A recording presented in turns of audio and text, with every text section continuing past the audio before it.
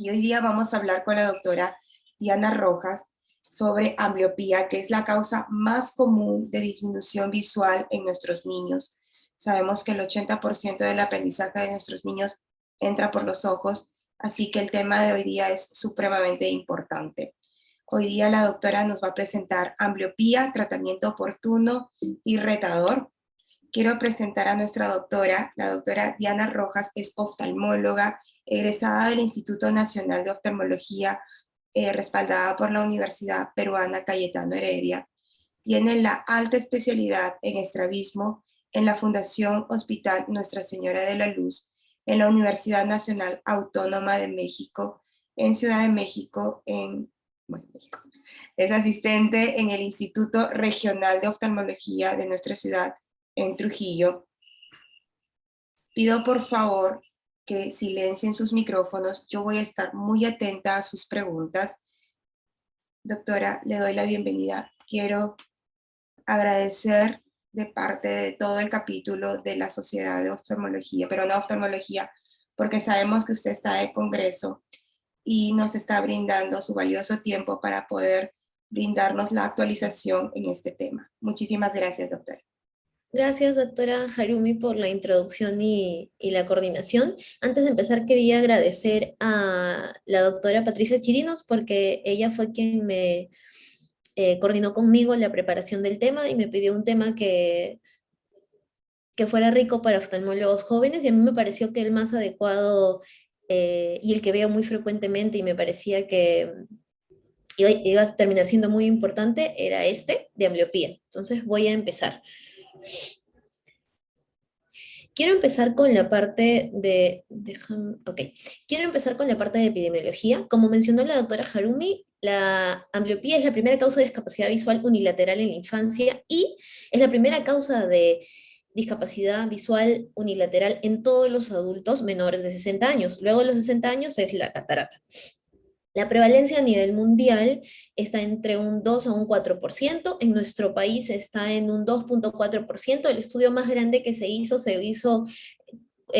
a través de una ONG, lo hizo donde yo me formé, lo hizo el Instituto Nacional de Oftalmología, mis maestros, la doctora Serrate y el doctor Fernández Ocampo participaron, se hizo en escuelas primarias de toda la ciudad, más de 300 instituciones educativas para lograr tener esta estadística del 2,4%, es el más grande que se ha hecho. La prevalencia entre los 6 y los 71 meses de vida está entre el 0,7 y el 1,9%. Esta prevalencia es menor porque también es más difícil hacer el diagnóstico y el tamizaje. En los escolares, cuando ya son pacientes que nos van a colaborar más para la toma de agudeza visual, la prevalencia aumenta entre el 1 y el 5,5%. La ambliopía bilateral es mucho menos frecuente que la unilateral. Y la unilateral a la cabeza, la causa más frecuente es el estrabismo, representando hasta el 50% de los pacientes, y la anisometrópica es la siguiente en frecuencia, representando entre el 46 y 79% de los pacientes en algunas series, dependiendo de la serie que revisemos. Y la prevalencia va a aumentar si cogemos grupos específicos como niños prematuros, niños con retraso del desarrollo psicomotor o antecedentes familiares de ambliopía o anisometropías grandes. Por definición básica, es una unilateral o bilateral reducción de la agudeza visual mejor corregida que no puede ser atribuida a una causa orgánica, es decir, que no se encuentra una patología o una anomalía orgánica. Es evitable. Lo más importante es que es evitable y que es reversible si se diagnostica a tiempo. Por eso la importancia de compartir el tema con ustedes para que todos podamos capacitarnos y tratarla, diagnosticarla y tratarla. Entonces, sí se sabe bastante de ambliopía, sí se sabe cuál es la fisiopatología, sí se hace tomografía de coherencia óptica, es decir, cuando nos enfocamos en buscar la causa orgánica en el ojo, los resultados realmente no son concluyentes, son muy heterogéneos y hasta el momento lo que les puedo decir es que hay un aumento del grosor de la retina en la coroides y la capa de la coroides, que es la que muestra la alteración en la coriocapilares, que es la capa de fotorreceptores. Y también les puedo decir que se han hecho estudios pre y post tratamiento y este grosor cambia y se vuelve normal o sí. Ahora, también se intentó buscar causas neurológicas, entonces se han hecho estudios con resonancia magnética y lo que se ha encontrado es que cuando una ambliopía es anisometrópica, genera una alteración en la resonancia magnética a nivel de la corteza visual primaria Brodmann 17. Pero cuando la ambliopía no es solamente anisometrópica o cuando es estrábica, las áreas afectadas son las áreas de Brodmann 17, 18 y 19. Y se han visto alteraciones en el ganglio geniculado. Además, al hacer estímulos visuales, lo que se encontró es que había un déficit de considerar dos imágenes para tener estereopsis a nivel de la corteza visual. ¿Qué más sabemos? Que la ambliopía parte de una experiencia visual anormal, ya sea por estrabismo, metropía o de privación normal, y terminamos viendo un niño con ambliopía. Y también tenemos que saber que hay periodos críticos y que esto tiene que ver con la edad, es decir, entre más pequeño el paciente sometido a una deprivación visual y entre mayor tiempo esté sometido a la deprivación visual, más severa y difícil de tratar va a ser su ambliopía. ¿Qué también sabemos? También se hicieron estudios de campo visual y la alteración del campo visual de los pacientes ambliopes es central, porque la ambliopía es foveolar, como se había mencionado en la OCT, es la capa de fotorreceptores la más afectada, es decir, la visión foveolar. Y el resto del campo visual, el campo visual periférico está normal. Entonces, el ojo ambliope lo que hace es sumar espacialmente la imagen que está percibiendo esa retina, hace una inhibición y sumación de imágenes, a eso le llamamos el fenómeno de amontonamiento, y con eso logra la agudeza visual. Es por eso que para la toma de agudeza visual en los niños con ambliopía se prefiere usar optotipos como el que estoy mostrando, que tiene, voy a poner mi puntero. ¿Sí se ve mi puntero? Sí, sí se Ok, ve. entonces usar un optotipo con estos contornos para estimular este fenómeno y ser más certeros al momento de medir y diagnosticar la agudeza visual y con eso el grado de ambliopía. En la clasificación son tres tipos: la estrábica, refractiva y por deprivación visual. Felizmente, la estrábica sí responde al tratamiento y es la más frecuente. Lo que pasa es que con estrabismo, con cualquier heterotropia, ya sea endo, exo, hiper o hipotropia, va a tener una imagen foviolar del ojo fijador, del ojo dominante, y una imagen no foviolar del ojo que está en una posición heterotrópica. Entonces, esta imagen no foveolar no es tan clara como la imagen foveolar, y lo que hace el cerebro por interacción competitiva inhibitoria es suprimir al ojo que no tiene la imagen foveolar, y con eso se desarrolla la ambliopía. Entre más pequeño el niño tenga estrabismo, por ejemplo, una endotropia congénita, el sistema visual es más inmaduro, por lo tanto la ambliopía más severa, e inclusive van a terminar generando fijación extrafoveal. Y en la anisometrópica, que es la segunda más frecuente y la de más fácil tratamiento, la imagen formada en la retina es continuamente desenfocada, porque como sabemos, por el conoide de Stan, los pacientes con cualquier grado de anisometropía no forman la imagen en la fobia, la forman prefovial, postfovial, dependiendo si el paciente es hipermétrope o miope, o no forma una imagen clara por el defecto corneal que genera el astigmatismo.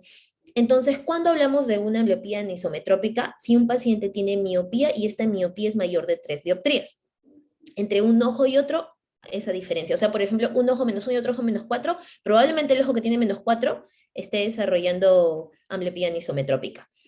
Cuando es hipermetropía, basta que un ojo sea +1 y el otro ojo sea +2,50 o +3, o sea, la diferencia no es tanta, ese ojo de +3 desarrolla o tiene mayor riesgo de desarrollar ambliopía. Y en el astigmatismo una diferencia mayor de 2 dioptrías. Entonces, el defecto refractivo más ambliopizante es la hipermetropía. Y con respecto a la ambliopía metrópica, esta suele ser bilateral, pero suele ser leve y responde muy bien al lente. Y suelen ser defectos grandes, ¿no? Por ejemplo, cuando es una miopía mayor de 5 dioptrías. ¿Por qué? Porque los pacientes son pequeños y su mundo es de cerca para los miopes, entonces no hay mayor problema, la verdad desarrollan una buena visión. Pero ya una miopía de -5 sí genera mayores cambios tanto en la convergencia, acomodación y miosis, que no le permite una buena imagen foveal y genera ambliopía. Para la hipermetropía mayor de 4 en bilateral, para el astigmatismo se mantiene lo de 2 dioptrías. Sin embargo, quiero resaltar que cuando hablamos de astigmatismo, cuando un paciente es astigmata, pero tiene ejes oblicuos, los ejes oblicuos, ya sean 10, 15 grados, son sumamente ambliopizantes. Entonces podemos tener un niño nada más con -1 por 15 grados ambos ojos con agudezas visuales de 20-70. O sea, no es un error refractivo que nos parezca tan grande, pero por el eje oblicuo es altamente ambliopizante. Ahora, en el caso de la ambliopía de privación, felizmente esta es la menos frecuente porque es la más severa y la más difícil de tratar. Viene por obstaculización del eje visual. A la cabeza, la causa más frecuente es la catarata congénita. También se puede ver en cataratas adquiridas precozmente, en tosis, en opacidades corneales, ya sean leucomas adquiridos o leucomas congénitos, en pacientes que tengan una hemorragia vítrea. Esta es una ambliopía sumamente difícil de tratar. Les voy a explicar cómo se maneja el tratamiento en estos pacientes. Entonces quiero que partamos ya con el diagnóstico, y se parte desde una detección temprana y un screening. Entonces, los programas de detección temprana deben ser integrales. Debe abarcar la atención primaria, debe abarcar a los pediatras, porque ellos son los que interactúan mucho más con los niños y entre más temprano el diagnóstico, mejor el pronóstico. El oftalmólogo general está completamente capacitado para tratar una ambliopía. Las campañas de detección masivas se van a sumar. Entonces, ¿a qué me refiero con diagnóstico temprano? Existen parámetros que uno tiene que evaluar conforme el crecimiento del paciente para identificar que algo está yendo mal y que este paciente pueda ser tratado y referido. Entonces, por ejemplo, en el recién nacido, sí, reflejo rojo, y si es prematuro, pues los fondos de ojo, ¿no? Pero a partir de los 6 meses, la alineación es básica. Un niño de 6 meses ya tiene que tener los ojos alineados. No puede ser que hayan pediatras es mucho menos frecuente en oftalmólogos, pero que hayan pediatras que le digan a los papás que tienen, por ejemplo, un niño con una endotropia, pues ya manifiesta, y que le diga que su cerebro va a madurar, porque seguramente ustedes luego me van a comentar, han recibido pacientes a los 2 años que en algún momento su pediatra les dijo que sus ojos del niño iban a alinearse porque su cerebro iba a madurar y eso no pasa. Si a los 6 meses los ojos del niño no están alineados, no se van a alinear, hay que referirlo. Y entre los 3 y los 5 años ya se puede empezar a tomar agudezas visuales para identificar ametropías a la cabeza, hipermetropía, y poder diagnosticar ambliopía, o sea, una diferencia de visión. Y a los 5 años, lo que más se va a buscar es miopía. Ya vamos a empezar a ver niños ambliopes. Estas tablas que les traigo es de una guía de screening, manejo y derivación de ametropías y ambliopía para la Sociedad Española de Oftalmopediatría. Y me pareció sumamente interesante cómo lo tenían sumamente organizado, ¿no? Entonces, quiero mostrarles que el tamizaje en niños lactantes desde que nacen hasta los 3 años, que lo puede hacer desde la enfermera, que en nuestro caso, por ejemplo, nuestro control de crecimiento de niños sanos en los puestos de salud va a ser la enfermera, y ella podría tranquilamente hacer este screening, porque nada más necesitan un juguete vistoso para que llame la atención del niño y una linterna de bolsillo, nada más. Conforme va avanzando el niño, ya se podría, de hecho se tiene en los puestos de salud, tener optotipos para hacer mediciones de agudeza visual, y conforme el niño es más grande es mucho más fácil tomar la agudeza visual. Entonces, ¿cuáles son los criterios para derivación del oftalmólogo? Como les mencioné, un estrabismo fijo, así el niño haya nacido con un estrabismo fijo, eso es criterio de derivación, no va a mejorar. Entre los 3 meses y los 2 años, a la cabeza cualquier defecto de alineación.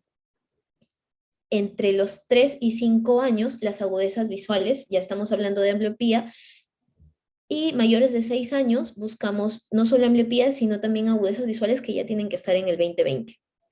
Con respecto a las campañas de detección, el CLADE, el Consejo Latinoamericano de Estrabismo, es el que desde hace algunos años viene liderando la campaña de detección. El Día Mundial de la Ambliopía es el 15 de octubre, y en ese día toda Latinoamérica se une haciendo carteles, campañas y reportamos al CLADE nuestro trabajo en instituciones educativas, en flyers.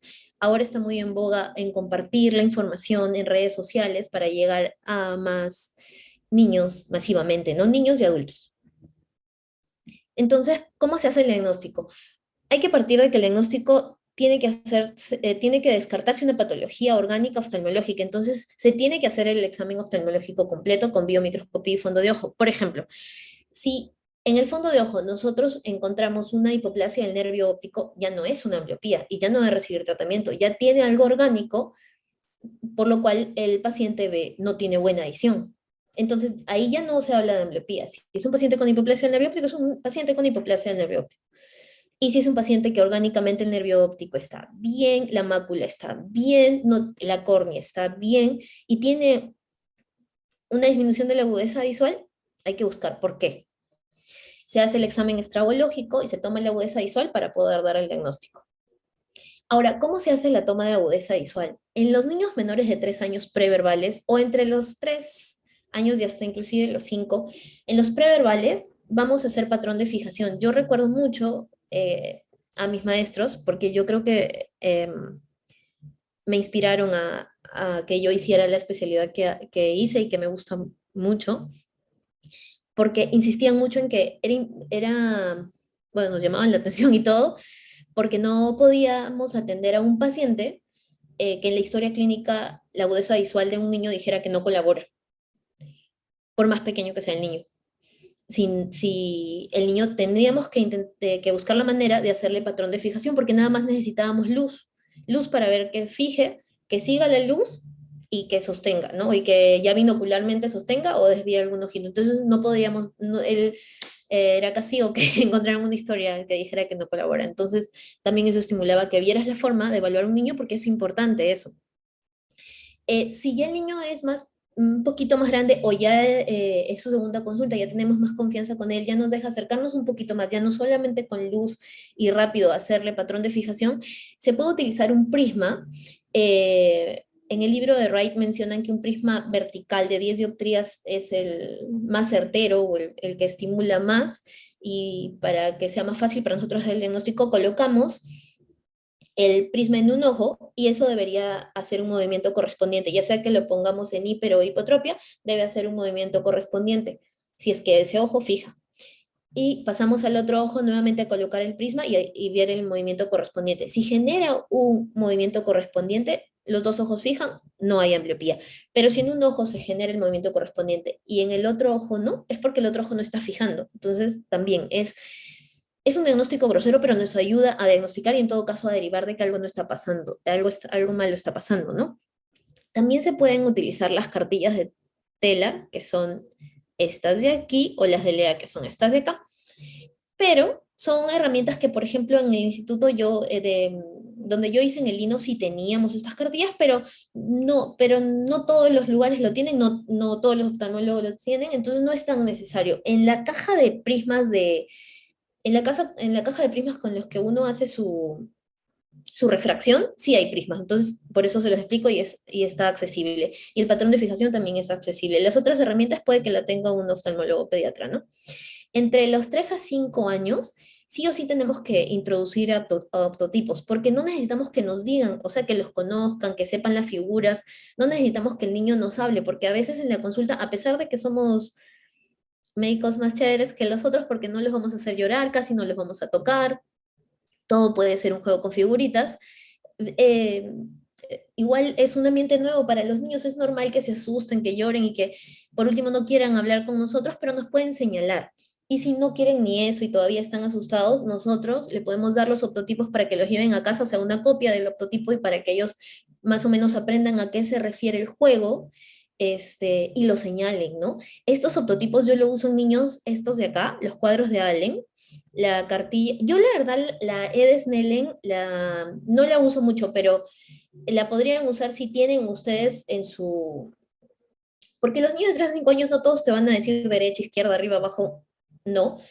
Entonces, si tienen ustedes la E en físico para que el niño la coja, la mueva y la gire, sí. Pero si es para que lo verbalice, no, mejor las cartillas, los cuadros de Allen o los HOTB, que son los más estandarizados, ¿no? Para tomar agudezas visuales tanto en Logmar, por ejemplo, y hacer estudios. Entonces, eh, con optotipos, introducirlos sí o sí, para poder tomar agudeza visual. Y en niños también, algo más.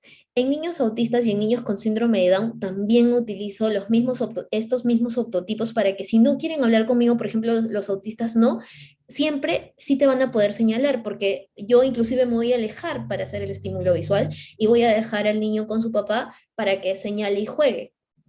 Lo hacen. Igual los niños con síndrome de Down tienen, a veces tienen, o con algún grado de retardo en el desarrollo, también de repente no verbalizan, pero señalan y ayuda mucho a dar la terapia y a definir qué terapia les vas a dar. Y en los mayores de 5 años ya son tratados como un adulto. Se puede utilizar la cartilla de Snellen o el HOTB.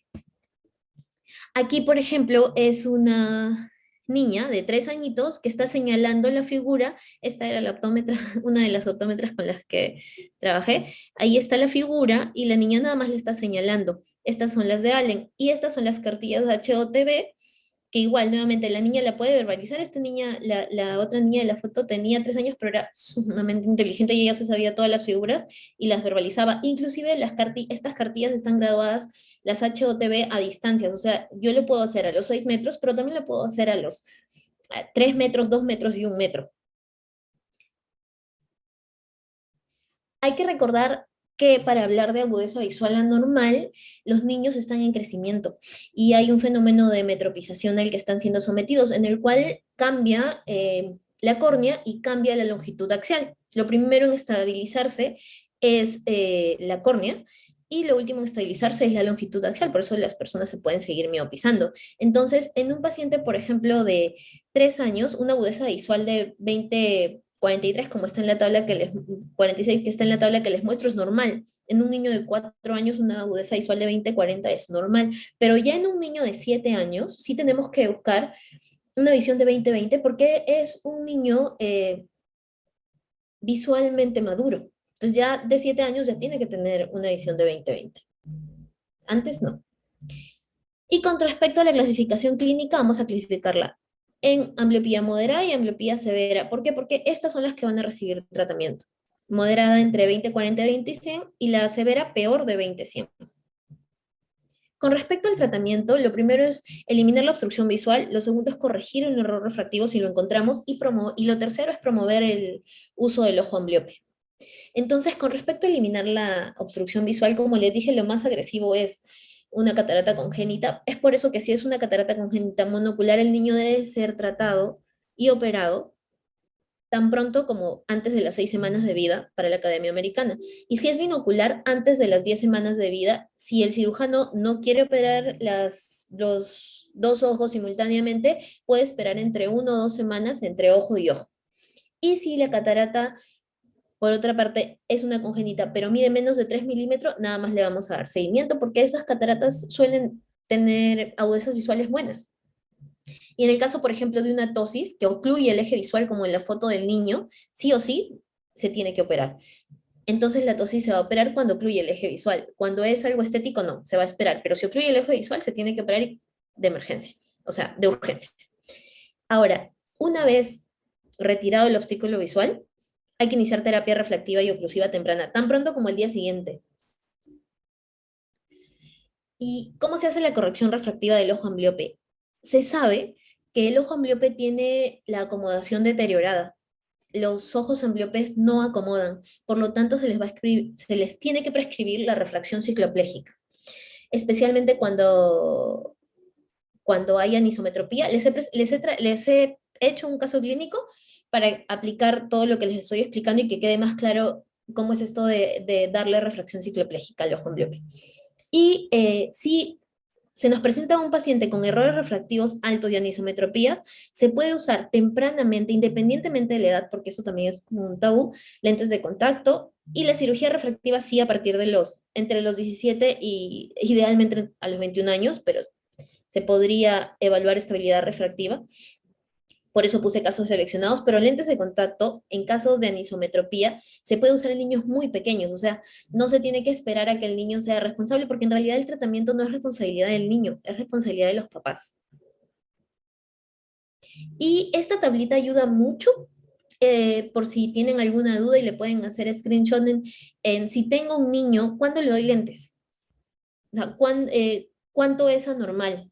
Entonces, por ejemplo, anormal es un niño con una miopía de 5 y menor de 1 año. Le tengo que dar lentes, así sea un bebé de 6 meses. Y cuando es, por ejemplo, una hipermetropía mayor de 6 dioptrías y tiene un niño 6 meses, le tengo que dar lentes. Entonces ahí es más o menos una guía para saber cuándo dar y cuándo no dar, porque sabemos que los niños son hipermétropes al nacer y luego el ojo va elongándose en el proceso de metropización. Entonces esta tablita nos ayuda mucho y como igual, es una guía. Pero si ustedes encuentran ejes oblicuos, por ejemplo, con menos en astigmatismo, por ejemplo, menores de 1.5, yo sí lo corrijo porque sé que los oblicuos son altamente ambliopizantes, ¿no? Entonces, sí vamos a individualizar a los pacientes, pero la tabla que les estoy presentando va a ayudar mucho. ¿Cómo se inicia la terapia oclusiva? Para ambliopía moderada, 2 horas. El grupo más grande que ha hecho ensayos clínicos en niños es el PEDIG, y el PEDIG hizo estudios clínicos, comparando para ambliopía moderada, comparando 2 horas con más horas, 4 horas, 6 horas, 24 horas, y para ambliopía moderada, 2 y 24 funcionan igual. Para ambliopía severa, 6 y más de 6 funcionan igual. Entonces, para ambliopía moderada, 2 horas, y para ambliopía severa, 6. La penalización óptica que está de moda es para casos muy específicos porque solamente se puede utilizar en pacientes hipermétropes. Lo bueno es que no necesitas usar atropina para penalizar al ojo fijador todos los días. La puedes usar una vez a la semana y es igual de efectivo que utilizarlo todos los días. Sin embargo, se va a usar solamente en pacientes hipermétropes y con ambliopía moderada. No funciona en ambliopía severa. Y hay estudios que mencionan o que dijeron, bueno, le doy atropina y además lentes planos. De inicio, no. No, el tratamiento siempre va a ser paso a paso. Entonces, ¿cuáles son los efectos adversos entre parche ocular y atropina para saber qué voy a elegir?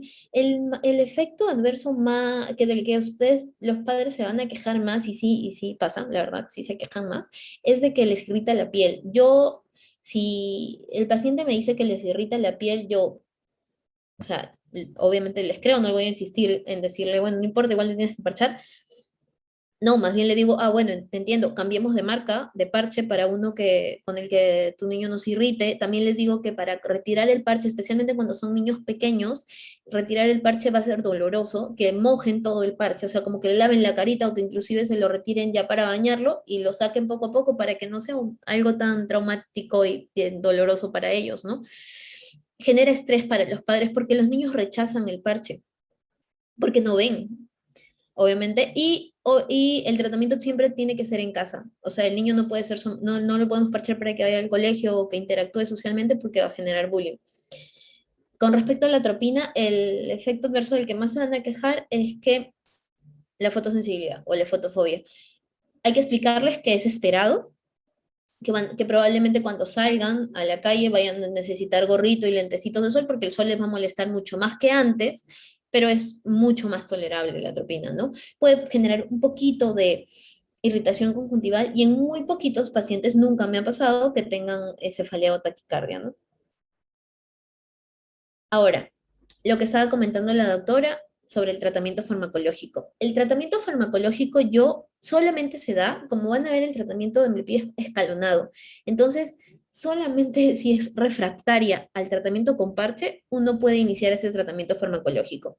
Con respecto a estos fármacos que les menciono, son los que tienen estudios de tipo ensayo clínico. Entonces, lo que sabemos hasta el momento es que el levodopa no funciona. Se estuvo en boga mucho tiempo, había muchas series de casos, inclusive el Hospital del Niño tiene un reporte de una serie de casos, pero nuevamente el PEDIG hizo, que es el Pediatric Eye Investigation Group, hizo un estudio, también ensayo clínico, para ver si era eficaz, y no, no es eficaz, y dijo, ya, it's time to move on, no va a funcionar, con levodopa no lo intenten. Sin embargo, tenemos las otras opciones, que son citalopram, fluoxetina, citicolina y donoprazil, que son fármacos, por ejemplo, la fluoxetina es un antidepresivo, se está utilizando, el citalopram es un estimulador de la irrigación, el donoprazil se usa en pacientes con Alzheimer.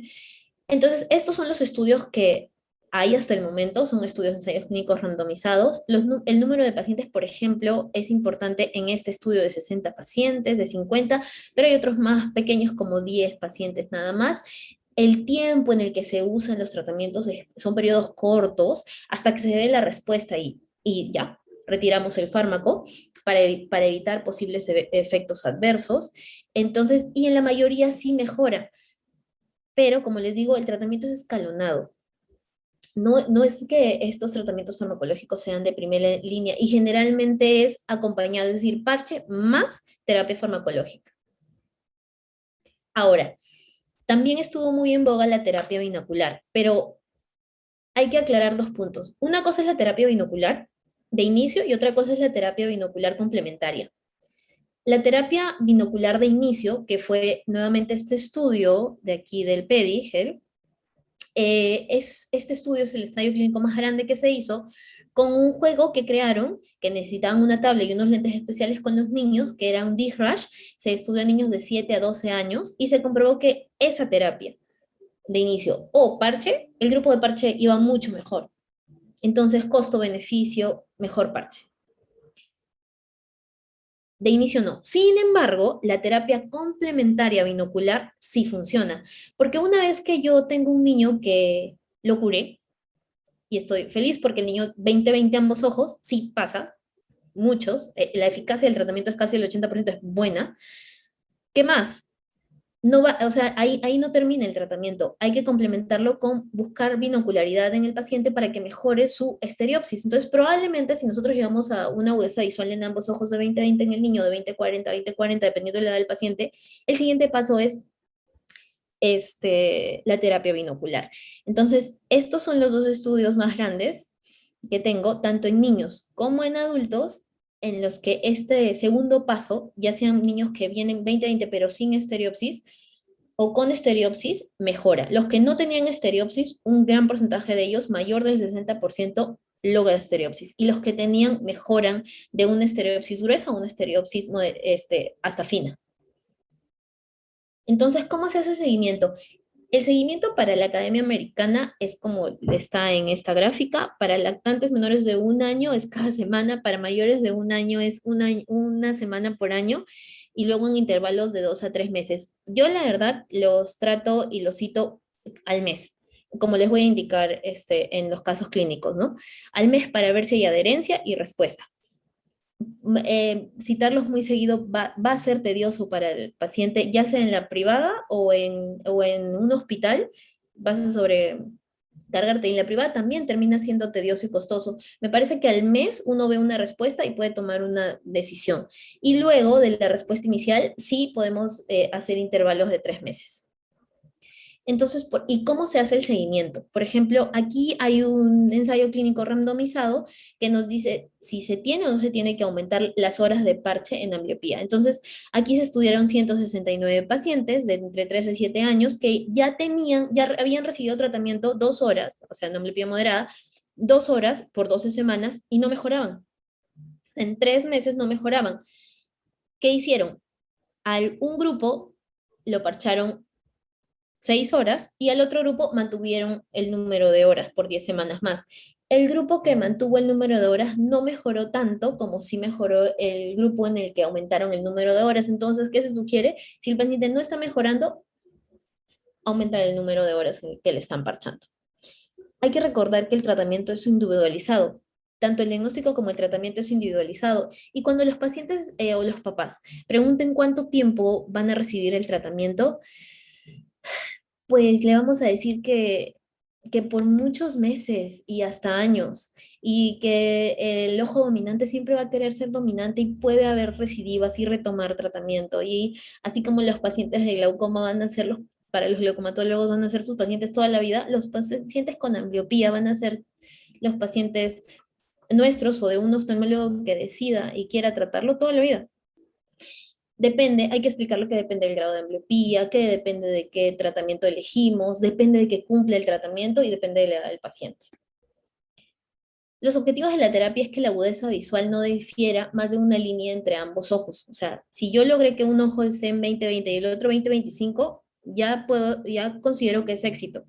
Y si se logra la libre alternancia de la fijación, que esto se puede lograr en menores de 7 años, es ideal, ¿no? ¿Cuál es la eficacia del tratamiento? Como les hablé desde el comienzo, hay un periodo crítico, es decir, que entre más pequeño sea el niño, más eh, efectivo va a ser el tratamiento. Entonces, entre 3 a 5 años, los niños van a tener una eficacia del 94%, o sea, casi el 100% se va a curar. Y mayores de 17 años, solamente el 25%, o sea, un cuarto. Es por eso que el diagnóstico temprano y oportuno es lo más importante.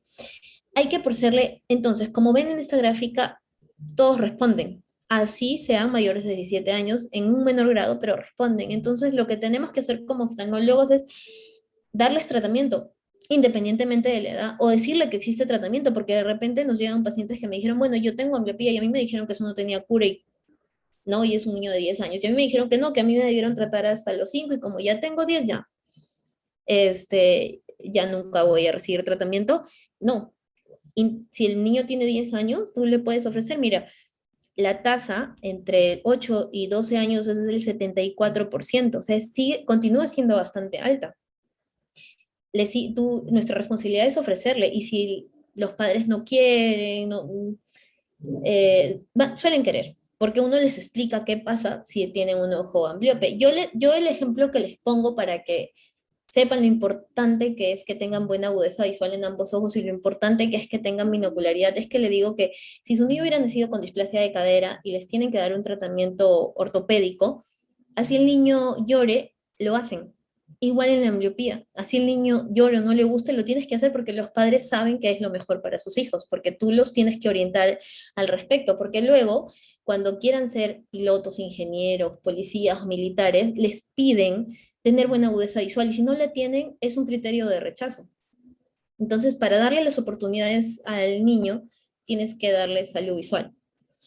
¿Cuáles son las complicaciones y los desafíos con la terapia? La penalización del ojo dominante, la ambliopía reversa, es muy poco frecuente, pero puede pasar, especialmente cuando se utiliza oclusión completa, por eso no la utilizamos, nosotros no vamos a ocluir al paciente 24 horas, nosotros lo vamos a ocluir de 2 a 6, dependiendo del grado. Se considera una ambliopía iatrogénica, pero felizmente es reversible, se suspende el parchado y en semanas, como les dije, el ojo dominante tiende a dominar, entonces va a regresar. La adherencia al tratamiento depende mucho de nosotros y de nuestra relación médico-paciente para motivar a la familia. Depende de la edad del paciente, porque entre más pequeño va a ser más difícil, pero más importante también. Hay que intentar que sea una rutina, que yo siempre le digo a la mamá si trabaja o si es ama de casa, porque yo sé para orientarle en qué momento tiene que parcharlo. Yo, por ejemplo, si el niño se queda al cuidado de una tercera persona, le digo, yo prefiero que usted esté en el ambiente con él cuando él esté parchado. Entonces, si usted trabaja, elija un horario en el que usted llegue, juegue con él y en ese momento lo parche para que supervise el parchado, porque si no el niño se lo arranca y que se haga una rutina, que elijamos un tiempo adecuado. Como mencioné, la edad es difícil, entre 1 y 3 años es la etapa más difícil, sin embargo podemos aprovechar que ese momento parchado sea el momento del juego con ellos y para que lo disfruten más. Y en mayores de 3 años se pueden utilizar recompensas. Ahora, ¿cuál es la adherencia al tratamiento? El gran problema del parche ocular es que la adherencia no es buena, por todo lo que les he mencionado antes. Entonces, la adherencia subjetiva, es decir, que el papá dice que sí le pone, es del 82%, pero la objetiva no supera el 50%. Y sin embargo, funciona. No superando el 50% objetivamente funciona. Y la atropina, pues tienes que ponerle la gota y no hay cosa más fácil que ponerle una gota. Entonces, la adherencia es del 94%. Entonces ahí nos gana la adherencia. Entonces, ¿cómo sabemos que el niño se parcha? Muchas veces esa pregunta se le hicieron antes de nosotros, porque todos sabíamos que no se parchaban el tiempo que nosotros queríamos. Entonces hicieron este estudio que es el Occlusion Dose Monitor, que era un parche con sensores de temperatura, y con eso se logró saber realmente cuánto tiempo el niño estaba parchado y cuánto el tiempo era el tiempo objetivo de parchado. Con eso se descubrió en todos los estudios que se hicieron que era el 50%. Y funciona. Y es dosis respuesta. A mayor tiempo, mayor respuesta. La recurrencia es que el 25% recidivan, pero el grado es variable y a veces no recidiva, o sea, al grado de inicio. Entonces, si bien recidiva, yo retomo tratamiento y siempre es para mejorar la visión del paciente. Entonces, es reversible, hay que hacer el retiro escalonado y hay que dar terapia de mantenimiento. La vigilancia, ya que un paciente se establece cada 6 meses y como les dije, va a ser un paciente para nosotros de por vida, pero sabemos que estamos dando lo mejor. Si hay una falta de respuesta, hay que siempre verificar el buen cumplimiento, ¿no? Insistir que ese tiempo de parchado sea supervisado, porque si no, no va a ser ni el 50%, va a ser mucho menos. Hay que verificarlo una vez que encontramos estabilidad, cada 3 a 6 meses. Si no mejora, hay que verificar nuevamente refracción y fondo de ojo. Y solamente si no mejora, ya hay que pedir una imagen neurológica, porque si están haciendo todo bien y no mejora, vamos a pasar a fármacos. Es una ambliopía intratable, vamos a pasar a fármacos, hay que hacer una neuroimagen primero. Entonces, para terminar, quería presentarles casos clínicos para que quede más claro. Entonces, por ejemplo, este es un paciente con ambliopía anisometrópica. Es un paciente de 3 años. La agudeza visual de un ojo, el ojo derecho es 20/40 y del ojo izquierdo es 20/100, sin correctores. Para el ojo derecho, esa agudeza visual, como les mencioné en la tabla de metropización, es normal, pero 20/100 no es normal. Hay una ambliopía en ese ojo. Entonces, la refracción cicloplégica me da +1 de esfera con -0,50 de cilindro por 180. Y en el ojo izquierdo +350 con -1 de astigmatismo por 175. ¿A qué me refería cuando al inicio les mencioné que el paciente ambliope tiene un deterioro en la acomodación y por eso yo le tengo que dar a ese ojo la refracción cicloplégica? Es que el ojo que tiene buena visión siempre va a tener buena visión. Yo ahí nada más le doy un equivalente esférico. Y al ojo ambliope, para estimular la fovealización, es decir, que la imagen formada por la retina sea directamente en la fovea, yo le doy la refracción cicloplégica y le hago el control mensual, como les mencioné que me gustaba hacerlo, el control mensual. Por ejemplo, en este paciente se verifica que la agudeza visual del ojo derecho está en 20/40, como ya ese era su ojo dominante, y del ojo izquierdo, colocándole la refracción cicloplégica, mejoró a 20/60. Eso quiere decir que todavía persiste una ambliopía moderada, inicio el parche en el ojo derecho y lo cito en un mes. Y voy viendo. Si alcanzo un plato, es decir, que veo que mejora 20/50. Perfecto, continuamos. Siguiente mes, no mejora, aumento horas de parche. Y bueno, y siempre insistir, ¿no? Insistir a los padres y explicar. Y el otro caso clínico, por ejemplo, en una ambliopía bilateral hipermetrópica, es un pacientito, por ejemplo, y me pasa mucho que me consultan mis colegas, como que tengo un paciente con esta agudeza, pero ¿qué puede estar pasando? Porque le he hecho fondo de ojo, la mácula está bien, tiene brillo, el nervio óptico, la excavación, la relación excavación está en 0,2, horizontal vertical, es un niño sano, pero ve 20/100. Se le hace la refracción cicloplégica, el niño tiene +8 y yo le doy el +8. Por más que te parezca que no, que si no le doy el +8, el niño y le doy una refracción subjetiva, lo que a mí me parece, el niño va a venir, le doy +4, por ejemplo, porque eso suelen hacer algunas ópticas que no tienen optómetra, porque si lo hace un optómetra de escuela lo hace bien, vienen con +4, por ejemplo, y vienen con agudezas visuales igual, 20/70 o 20/80, es porque no le han dado la refracción cicloplégica, no han estimulado la fovealización para que sea una imagen clara y se continúe con su desarrollo visual. Entonces, sin miedo, dar toda la esfera y dar todo el astigmatismo siempre. Así sea 6, 5, sin miedo. Yo les agradezco mucho por la invitación y por su atención. Muchísimas gracias, doctora Diana. Quiero felicitarla porque una charla magistral, realmente hiciste una revisión completísima y para cómo le agregaste casos clínicos súper interesantes. El estudio PEDIC nos esclareció, Gracias. no, a ti, nos esclareció tanto con el tema del tratamiento farmacológico y que muchos pacientes, muchos médicos, el estudio PEDIC también demostró que había un gran porcentaje de estos pacientes que con tan solo pasarle la refracción mejoraba la ambliopía, con el tan Sí, solo pasarle la refracción. Y eso es importante que el oftalmólogo general sepa, porque muchas veces lo que usted comentó, ¿no? Hay temores cuando encontramos estas refracciones altas y le sí, pasan un poquito menos, y mucho más en estos astigmatismos oblicuos. Doctora, primero vamos a entrar con las preguntas. sí. La doctora Cecilia Cruz dice, buenas noches, gracias por la invitación, excelente charla, la verdad es que Gracias. súper completa.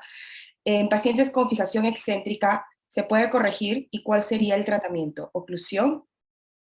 No, no. La fijación excéntrica quiere decir que hay una falla orgánica. La fijación excéntrica traduce que los fotorreceptores que debieron estar en la fobia no lo están, que en el desarrollo visual de un niño prematuro, para empezar, la fijación excéntrica se da en niños menores de 2 años. Ujú. Con algún grado de estrabismo. Entonces, lo que hizo el ojo con estrabismo es que como no tenía una imagen fobiolar, migró fotorreceptores a una zona extrafoveal de la mácula. Y eso no va a cambiar.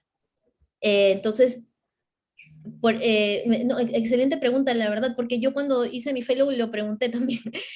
No, las fijaciones extrafoveales no se tratan. Ya se les tiene que diagnosticar si está asociada a estrabismo, bueno, generalmente está asociada a estrabismo, o a una, por ejemplo, una secuela de ROP, contracción macular, este, se les va a diagnosticar fijación extrafoveal y si estuviera estrabismo se le va a diagnosticar estrabismo sensorial y se va a tratar como tal. Esa agudeza visual no va a mejorar y es una tortura parchar a los niños. Entonces, no, esa no es una ambliopía, esa es una fijación extrafoveal. Sí. Bueno, el doctor Henry Quero nos pregunta si podríamos facilitarle, las charlas están siendo grabadas en el canal de YouTube de nuestra sociedad, así que hay que estar atentos. La doctora Mari Portugal dice, buenas noches, muchas gracias por la excelente charla. Podemos ir aumentándole la medida progresivamente cuando son medidas muy altas. Gracias y saludos.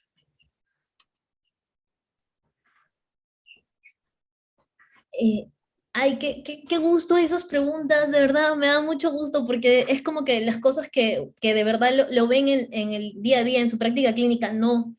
Es una mala práctica clínica no darle la refracción total al paciente. Ujú. Si uno encuentra una...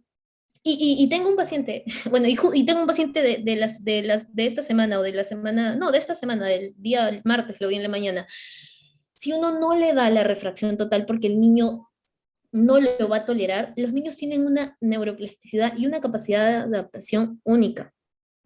Y como les dije, si tú le das la refracción cicloplégica, es la refracción con la que la imagen llega a la fobia. Entonces, así al comienzo te diga, no, se va a adaptar, porque su cerebro le va a decir, sí, esta imagen es correcta. Entonces, justo tenía un paciente, como les mencionó, que venía como segunda consulta, porque le habían dado lentes, él tenía sin ningún queratocono, tenía un astigmatismo de -6 y en el otro ojo -5,50. Y cuando vino, no quería usar los lentes y le habían colocado de medida la mitad. Le habían colocado en un ojo -3,50 y en el otro ojo -3. Y la mamá me decía, es que yo sé que es mucha medida, sé que mi hijo no ve bien, pero no lo quiere usar porque me dice que se pone el lente y que igual no ve bien. Ujú. Les digo que esto que les estoy diciendo lo aprendí de mis maestros asistiendo a charlas como ustedes y sin miedo, siempre les doy la refracción cicloplégica total, le di, y bueno, y el paciente vino feliz a su control del mes, con la mamá feliz, y la mamá yo le di todo el astigmatismo, -6 y -5,50, y la mamá me dijo, ahora no se saca los lentes, porque dice que ve muy bien, los usa todo el día. Y bueno, yo muy feliz y ellos también, ¿no? Porque entendían, y la agudeza visual sin parches llegó a 20/20. Perfecto. Dice el doctor Carlos Azañero, Dice, y dar la refracción cicloplégica, su agudeza visual de cerca se altera en un niño de 5 años. ¿Ha realizado refracción subjetiva en niños de 3 años o le da toda la refracción cicloplégica? Ah, ya. No, cuando uno le da la refracción cicloplégica, la refracción que, por ejemplo, se altera en un niño en el que yo le doy refracción cicloplégica, pero por una endotropia acomodativa, la agudeza visual que se ve deteriorada es la de lejos. La de cerca se mantiene. La de cerca más bien es mucho mejor con la cicloplégica. La que se deteriora en los casos en los que yo no se lo doy por ambliopía, sino, por ejemplo, se lo doy por una endotropia acomodativa, es la de lejos. Estos niños se suelen quejar, pero de la de lejos. La de cerca no, tranquilo, no se deteriora y es la más importante. Si se deteriora la de lejos, yo le explico al paciente, mira, y es un estrabismo acomodativo, y a los papás yo le digo, sí, es cierto, tu hijo con los lentes te va a decir que de lejos ve borroso, un poquito, se puede adaptar. Y de cerca, que es lo más importante, porque es para estudiar, no va a ver, él ve bien, lo compruebo y ve bien. Entonces, tranquilos, ¿no? El ojo de un ojo con endotropia acomodativa va a crecer, eso me va a permitir que vaya disminuyendo la esfera y que vaya disminuyendo la necesidad de la refracción cicloplégica. Entonces, es temporal. Dice, Ah, y la otra pregunta, ¿cuál era? Esa fue la primera. dice si le haces refracción subjetiva a niños de 3 años o le das toda la refracción cicloplégica. Ah, ya. Claro, yo siempre empiezo con refracción subjetiva. Siempre, siempre. Y luego de hacerle la refracción subjetiva, siempre, tengan o no ambliopía, siempre les hago la refracción cicloplégica, a todos. ¿Para qué? Para buscar el error refractivo real, especialmente con respecto al astigmatismo, porque la esfera puede variar. Y cuando es ambliopía, al ojo dominante le doy la refracción subjetiva, como lo presenté en el caso clínico, y al ojo ambliope le doy la refracción cicloplégica. Dice, buenas noches, excelente charla. Una pregunta, ¿la terapia Binox, qué Sí, piensas al respecto? ¿Sirve o no? Buena pregunta. yo creo que sirve como terapia complementaria, no como terapia de inicio. Dice, ¿en qué momento se opera el estrabismo y a partir de qué edad? Es que depende del estrabismo. Exacto, Depende del sí. estrabismo. ¿Y el En mi sexo o el género? escuela, Porque hay un... yo hasta los 2 años no los operamos. En la escuela americana los opera lo más temprano posible. En mi escuela es la escuela mexicana. Nosotros los operamos desde los 2 años y antes usamos toxina botulínica porque pues es difícil medir el estrabismo, ¿no? Y predecir el resultado. Entonces, nos va muy bien, a mí me va muy bien haciéndolo así, pero depende del estrabismo. Esto es en un caso de las endotropias congénitas, por Y ejemplo, sobre ¿no? las exotropias, Y si es una ¿cómo exotropia haces con las exotropias? intermitente, eh, depende del grado de control de la exotropia, pero la edad ideal para operar, y esto sí está estudiado, es entre los 4 y los 7 años. Me parece a mí y para el doctor Prieto Díaz, él sugiere para exotropia intermitente que la edad ideal para él para operar una exotropia intermitente es a los 5 años porque el desarrollo neurovisual está casi completo. Entonces ya si el niño está deteriorado ya va a estar así siempre, 5 años. Pero lo que les menciono de entre los 4 y los 7 años es porque la exotropia intermitente es una exotropia muy bondadosa.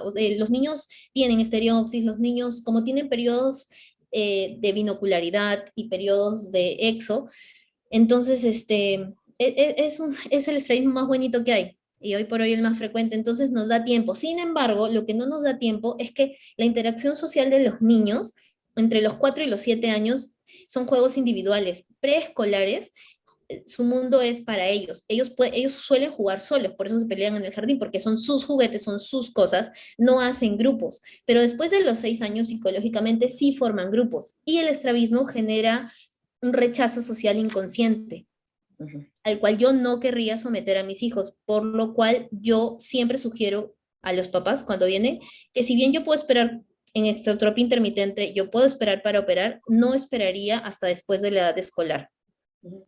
Qué interesante. Yo sé que vamos a tener un tema de estrabismo, porque estrabismo es supremamente importante también. Y bueno, tú eres la especialista en estrabismo.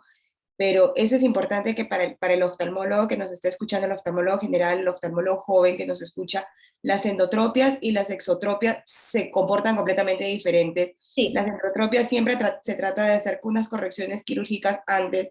Las exotropias, como dice la doctora, ¿no? En el libro de Prieto Díaz, se hablan sobre una edad de 6 7 años y todavía hay literatura europea que espera más, ¿no? Algunos operan después de los 12 años por las hipocorrecciones, por el tema de la diplopia después. Entonces, es todo un mundo y estamos, como dice la doctora Moguel de México, no estamos trabajando estrabismo, no estamos trabajando ampliopía, estamos trabajando pacientes, ¿no? Y hay que individualizar a cada uno. Sí, sí. Estrabismo es todo un mundo aparte también. Sí, Eh, y bueno, y si tienen un paciente de estrabismo, por favor, todos los estrabismos, todos se curan, todos, por favor. Porque también recibimos pacientes que no sé quién, yo obviamente espero que no haya sido un oftalmólogo, les dice que el estrabismo no tiene cura y a mí me parte el alma ver personas así, adultos, que han vivido con estrabismo pensando eso toda la vida. No, todos los estrabismos, todos se curan, todos, todos. Por eso me gusta tanto. bueno, dice, perdón, dice, ¿qué porcentaje tendría un paciente rural mayor de 50 años con presbiopía y una ambliopía moderada? Yo creo que tú le puedes ofrecer el tratamiento, pero ya cuando tiene 50 años y es presbita, él tiene que querer recibirlo, ¿no? ¿Cuál es su motivación para recibir el tratamiento? Porque ¿a qué se dedica? ¿No? O sea, y si es una ambliopía moderada de 20-40, tiene grados de estereopsis, o sea, él calcula, él no le ha perjudicado en la vida. Entonces yo creo que le puedes hablar, mire, usted tiene este diagnóstico, estas son las opciones de tratamiento, esto es lo que va a mejorar en usted para que él decida si quiere o no hacer el tratamiento, ¿no? Acá hay una buena pregunta, dice, excelente presentación. Mi pregunta es, ¿hasta qué edad se considera realizar los ejercicios ortópticos en casos de no convergencia? Ángela Mora. Oh, polémico, polémico. Ya, lo que pasa es que, a ver, la única indicación de tratamiento ortóptico es en la exotropia intermitente de tipo insuficiencia de convergencia, solamente ahí, lo cual son los menos. Entonces, son muy poquitos pacientes que tengan esa aplicación y este tratamiento ortóptico no va a mejorar el estrabismo. Si su estrabismo mide 30, su estrabismo va a seguir midiendo 30. Lo que va a mejorar es el control. Entonces, cuidado comprometer a los pacientes como que una mejoría en su desvío porque no va a mejorar, solamente va a mejorar el control. O sea, si el paciente ya estaba muy frecuente los periodos en los que estaba en exo, va a tener menos periodos. O sea, de repente nada más en la noche cuando ya tiene mucho sueño lo ves en exo, va a mejorar el control, pero no va a mejorar el grado de desviación y tampoco lo va a curar. Entonces, yo creo que sí pueden elegir tratamiento ortóptico específicamente en estos pacientes, pero sabiendo qué es lo que le vas a ofrecer, ¿no? Y que no retrase la cirugía. Excelente. Ese detalle también es importante que sepan nuestros oftalmólogos generales y el oftalmólogo joven, ¿no? Es muy importante el tratamiento de la ambliopía para el éxito quirúrgico del estrabismo, ¿no? De nada sirve que quede lindo, quede estéticamente bien en La la posición posición. de la mirada con una ortotropia, pero si el paciente es ambliope, ¿no? O sea, no le Porque tiene mayor riesgo de recurrencia. va a recurrir y va a volver a desviarse, entonces tener en cuenta eso.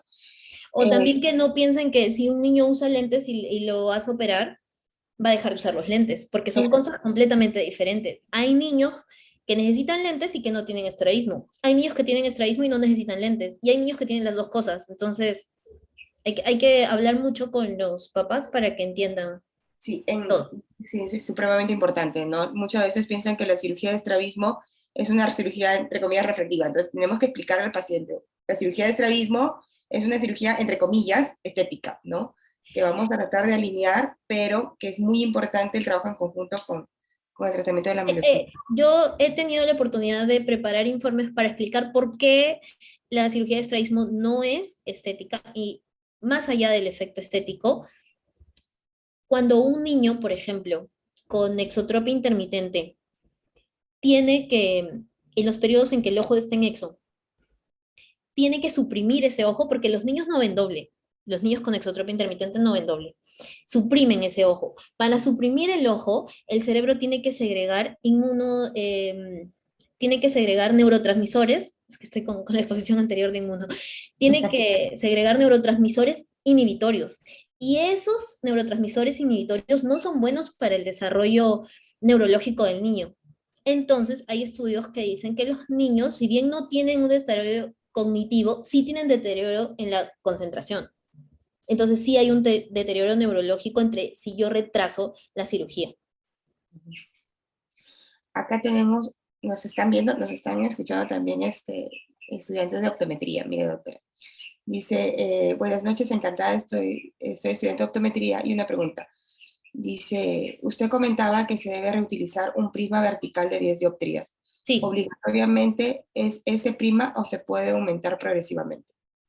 No, nada más es una medida grosera de si el paciente fija o no fija, nada más. Entonces, se puede utilizar desde 4 dioptrías. Hay médicos que usan desde 4 dioptrías el prisma para buscar la fijación, pero el movimiento de 4 dioptrías es como que, ay, lo vi, no lo vi, y encima es un niño pequeño.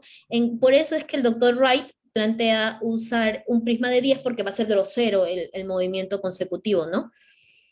Claro, puedes ponerle un prisma de 20 y va a ser más grosero. Sí. En caso de ambliopía en ambos ojos, ¿cómo recomiendas realizar el parche? No, es que si tiene ambliopía de ambos ojos, ¿por qué tiene ambliopía de ambos ojos? Primero le doy la refracción y además, ¿cuántos años tiene? Tendrías que presentármelo como un caso clínico, pero yo saber por qué, porque si yo veo una ambliopía de ambos ojos, le digo por qué. Generalmente es por una metropía, le doy la corrección total cicloplégica y veo su respuesta. Probablemente después de eso me quede en unilateral o responda y ya no tenga ambliopía. Entonces lo Perfecto. que haría es darle una refracción cicloplégica. Acá Henry Quero dice, tengo otro caso donde el paciente tiene una miopía magna unilateral que estoy Oh, tratando con lente de contacto de apoyo sí. escleral. ¿Aún así lo ocluyo? Claro, a ver, ya. Sí, el paciente que tú tienes también es bastante frecuente. Una miopía magna bilateral, le pones lente de contacto y ¿a cuánto mejora su agudeza visual después de un mes de usar el lente de contacto? Ujú.